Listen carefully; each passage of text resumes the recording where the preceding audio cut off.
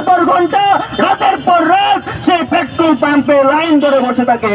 আমরা বিভিন্ন পাম্পে এও দেখতে পেয়েছি আমাদের মায়েরা যায় পেট্রোল পাম্পে তেল আনার জন্য, আমাদের সেই ভাইদের সহযোগিতা করার জন্য।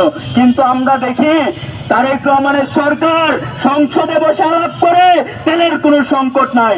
আমরা আপনাদের সাথে একমত, কিন্তু আপনারা একটু স্পষ্টভাবে যদি খেতে দেখেন তাহলে দেখবেন আমাদের বাংলাদেশে অক্টেনের 80% উৎপাদন হয় এবং পেট্রোলের 100% উৎপাদন হয় আমাদের বাংলাদেশে, কিন্তু আমাদের মাত্র 20% পেট্রোল অক্টেন দেশের বাইরে থেকে আমদানি করা হয় এবং 40 থেকে 50 দিনের অক্টেন মজুদ রাখার সক্ষমতাও রয়েছে।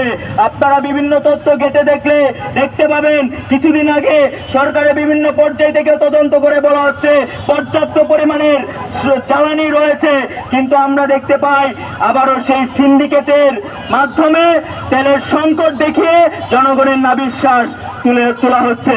আপনারা তাহলে দেখবেন এটা একটা পরিকল্পিত সিন্ডিকেট এবং এই সিন্ডিকেটের মাধ্যমে তারেক রহমানের সরকার জনগণের বিরুদ্ধে গিয়ে সেই সিন্ডিকেটকে প্রায়োরিটি দিচ্ছে।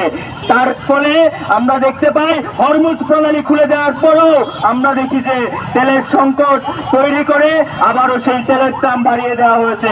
আজকে আপনারা দেখবেন 12 কেজি এলপিজি গ্যাসের দাম 212 টাকা বাড়িয়ে দিয়েছে।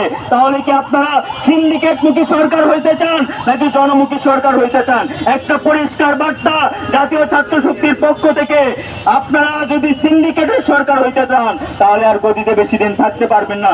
জনগণ আপনাদের বিরুদ্ধে দাঁড়াবে, জনগণ আপনাদের বিরুদ্ধে প্রতিবাদ গড়ে তুলবে।